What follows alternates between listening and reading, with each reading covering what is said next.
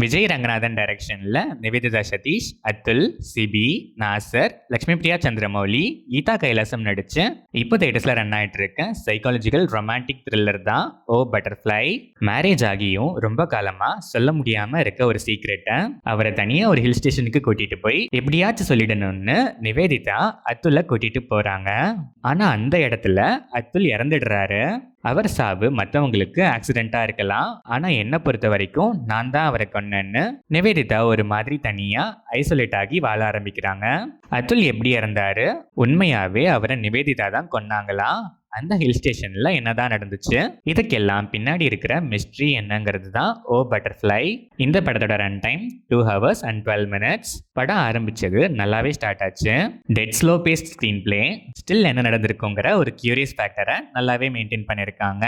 விஷுவலா சில விஷயங்களை டிஃப்ரெண்டா போர்ட்ரே பண்ண விதம் செம. ஆனா ப்ராப்ளம் என்னன்னா ரன்னிங் லென்த் எனக்கு இவ்வளோ வேணும்னு அதிகமாக ஃபிக்ஸ் பண்ணிட்டு ஸ்க்ரீன் பிளே பண்ணாங்களான்னு தெரியல. கதைக்கு தேவையே இல்லாத எக்கச்சக்கமான சீன்ஸை வச்சு ரொம்பவே ட்ராக் பண்ணியிருக்காங்க. ஃபர்ஸ்ட் ஆஃப் இன்டர்வெல் பிளாக் வரும்போதே இப்போதான் இன்டர்வெல்லான்னு கேட்க வைக்கிற அளவுக்கு ஒரு லென்த்தி ஃபீல் கொடுக்குது. Both first half and second half dead slow paced screen play தான். அண்ட் போத் ஹாப்ஸ்லையுமே தேவையில்லாத ட்ராகி சீன்ஸ் நிறையவே இருக்கு. ஆனால் டுவர்ட்ஸ் கிளைமேக்ஸ் நல்லாவே ட்ராவல் ஆகுது. இன் பிட்வீன்லேயும் ஒரு சில போர்ஷன்ஸ்லாம் நல்லாவே இருந்துச்சு. கிளைமேக்ஸ் ரொம்பவே சிம்பிள்னாலும் ஆப்டா எடுத்துக்கிட்ட மெசேஜை நல்லாவே கன்வே பண்ணியிருக்காங்க. நிவேதிதா சதீஷ் டிஃப்ரெண்டான கேரக்டர் ஆர்க், பெர்ஃபார்மன்ஸுமே அவ்வளோ ஆப்டா சாலிடா இருந்துச்சு. அத்துல் செட்டில் ரோல் ரீசெண்டாகவே பெர்ஃபார்ம் பண்ணியிருக்காரு. சிபி ஓகேஷ் performance, Nassar characterisation kind of positive நோட்டில் நல்லாவே இருந்துச்சு. பெர்ஃபார்மன்ஸுமே நல்லா இருந்துச்சு. லக்ஷ்மி பிரியா சந்திரமௌலி, கீதா கைலாசம் ஸ்க்ரீன் ஸ்பேஸ் கம்மினாலும் வர ஒரு சில சீன்ஸில் இம்பாக்ட்ஃபுல்லாக நல்லாவே பெர்ஃபார்ம் பண்ணியிருக்காங்க. Technical aspects of the film strong pillars of the ஃபிலிம்னு தான் சொல்லணும். Cinematography, colour grading, visual tone எல்லாமே படத்துக்கு அவ்வளோ ஆப்டாக இருந்துச்சு. டீடைலிங் ஒர்க்கே செம.